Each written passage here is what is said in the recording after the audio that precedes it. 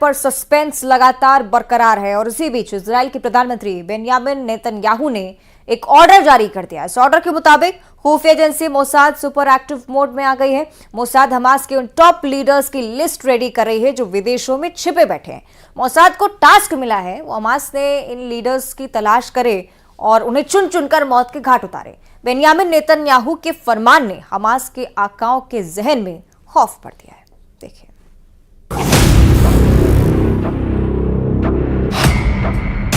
Number 1 Ismail Haniyeh,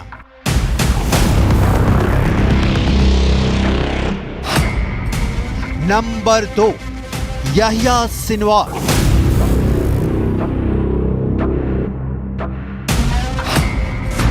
number 3 Mohammed Deif, number 4 Khalid मशाद,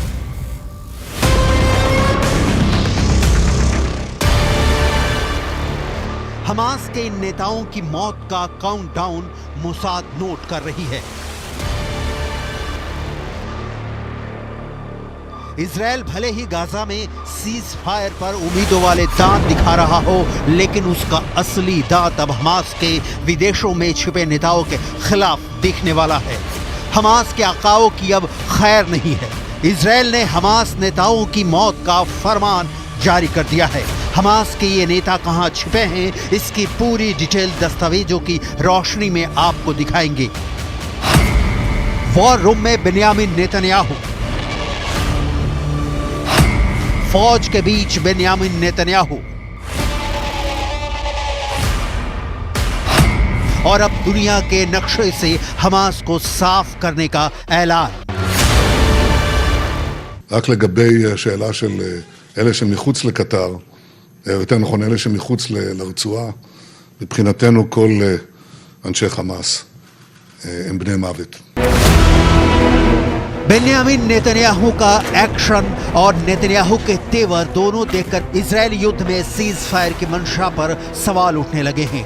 जिस level पर Israel ने Gaza में बर्बादी की स्क्रिप्ट रेडी की है, उसके कंप्लीट होने तक नेतन्याहू रुकने वाले नहीं हैं।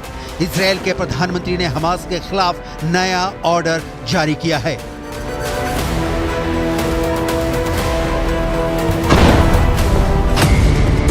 इजरायल के प्रधानमंत्री बेंयामिन नेतन्याहू ने खुफिया एजेंसी मोसाद को नया टास्क दिया है।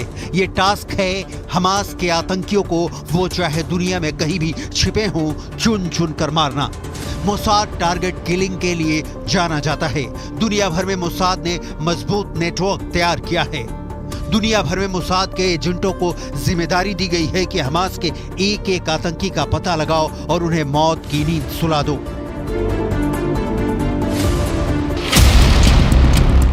7 अक्टूबर को मोसाद फेल हो गई ये पता लगाने में कि हमास इजरायल पर हमला करने वाला है। दुनिया भर में मोसाद की ताकत पर सवाल उठे, लेकिन मोसाद ने इसका जवाब गाजा में दिया। मोसाद इस वक्त फुल ऑन एक्टिव है। गाजा के गली गली में इजरायल के सीक्रेट एजेंटों का पहरा है। हमास की करीब 500 किलोमीटर लंबी बिछी गाजा की सुरंगों का चप्पा चप्पा छान मार रहे हैं मोसाद के टॉप एजेंट। मोसाद अपने 7 अक्टूबर की नाकामी का बदला हमास से ले रहा है। गाजा में तो मौत बांट ही रहा है, अब मोसाद विदेशों में छिपे हमास के लीडरों को मौत की नींद सुलाएगा। हमास का एक भी टॉप का लीडर इस वक्त गाजा में नहीं है। याहिया सिनवार या इस्माइल हानिया जैसों को पकड़ने या उनके मौत या उनके खात्मे के लिए मोसाद को दूसरे देशों में ऑपरेशन चलाना होगा। मोसाद का रिकॉर्ड बताता है कि इस काम में मोसाद माहिर है। אני רוצה להיות ברור. המלחמה נמשכת.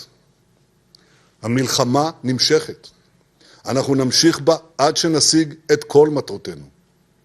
להשיב את כל חטופינו, לחסל את החמאס, ולהבטיח שביום שאחרי החמאס לא ישלוט בעזה גורם שתומך בטרור, שמחנך את ילדיו לטרור, שמשלם למחבלים ולבני משפחותיהם.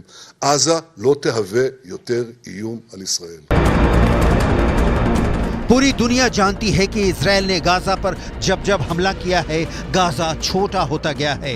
इस बार भी होना तय है, लेकिन सिर्फ गाजा में हमास के खात्मे से इजरायल का ये परमानेंट दुश्मन नेस्तो नाबूद नहीं हो सकता। ये बात बिल्कुल क्लियर है।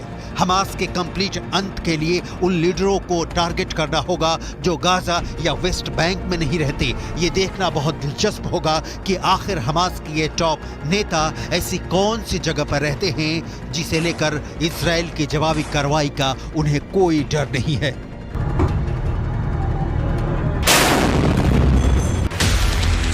कतर की राजधानी दोहा में, मिस्र की राजधानी काहिरा में, ईरान की राजधानी तेहरान में, तुर्की के इस्तांबुल में इस्माइल हानिया और उसके बेटे के पास तुर्की का पासपोर्ट है।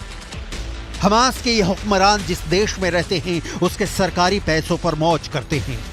कतर में अमीरों से मिलकर हमास के लिए फंडिंग जुटाते हैं। इन पैसों का ज्यादातर हमास के टॉप लीडरशिप अपने ऐशो आराम पर खर्च करती है। लिहाजा मोसाद के लिए इन हमास नेताओं को पकड़ना या मारना मोसाद के लिए आसान टास्क नहीं है, क्योंकि हमास के टॉप नेता गाजा के किसी एक घर में मौजूद हों तो इजराइल को उसे खंडहर बनाने में एक पल की भी देर नहीं लगेगी।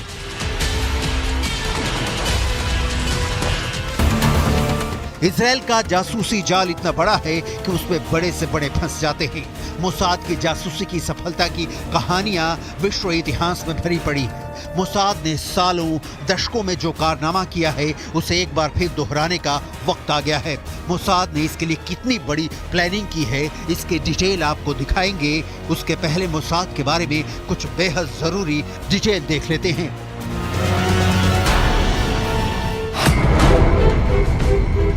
3 बिलियन के सालाना बजट और 7,000 मंजे हुए कर्मियों के साथ दुनिया भर में अजय और किलिंग मशीन के नाम से मशहूर और अमेरिका की खुफिया एजेंसी यानी सेंट्रल इंटेलिजेंस एजेंसी के बाद सबसे सशक्त खुफिया एजेंसी है मोसाद। मोसाद का खुफिया जानकारी जुटाने, गुप्त ऑपरेशनों को अंजाम तक पहुंचाने और आतंकवाद का मुकाबला करने में कोई सानी नहीं है। मोसाद का विशाल जासूसी नेटवर्क न सिर्फ आतंकियों के आकाओं की गतिविधियों के बारे में गहन जानकारी देता है, बल्कि जरूरत पड़ने पर उनकी हत्याओं को अंजाम देने में भी नहीं चूकते। वेस्ट बैंक में रची गई साजिशों को नाकाम किया, दुबई में कथित तौर पर हमास के चरमपंथियों का खात्मा किया और ईरान में घुसकर ईरानी परमाणु वैज्ञानिकों पर हमला करके उन्हें मौत की नींद सुला दिया।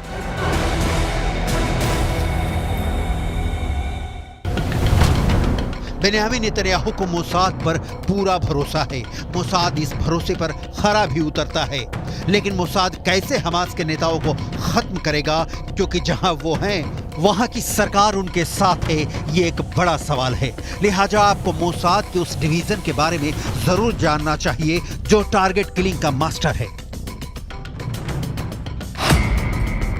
स्पेशल ऑपरेशन डिवीजन, जिसे कि मेत्सादा के नाम से भी जाना जाता है, अत्यधिक संवेदनशील हत्याएं, तोड़फोड़, अर्धसैनिक और मनोवैज्ञानिक युद्ध जैसे अभियान चलाता है। इसका LAP यानी लोहामा साइक्लोगिट विभाग मनोवैज्ञानिक युद्ध, प्रोपेगेंडा वगैरह के लिए जिम्मेदार होता है।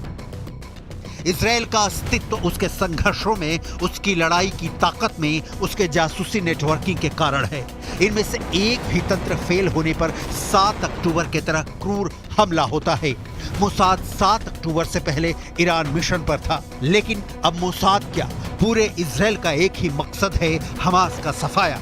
इस सफाये के काम में मोसाद के इशारे पर ही एक और खूंखार इजरायली यूनिट को लगाया गया है।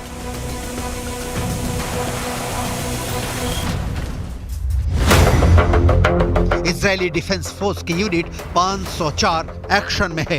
यूनिट 504 एक जासूसी यूनिट है। यूनिट 504 ने ही गाजा के अस्पतालों में हमास के कमांड सेंटर होने की रिपोर्ट दी थी।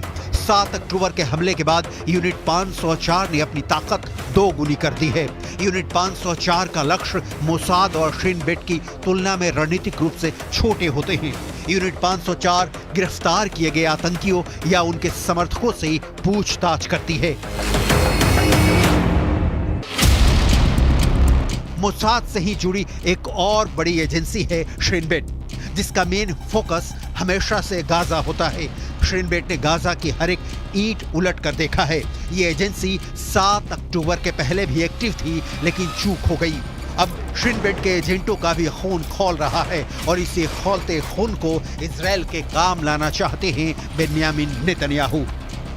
ये शीशे की तरह साफ है कि हमास गाजा में जमींदोज हो भी गया तो इसके फिर से नहीं पनपने की क्या गारंटी है।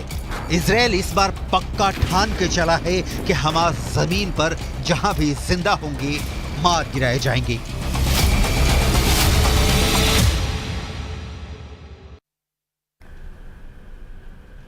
और आइए अब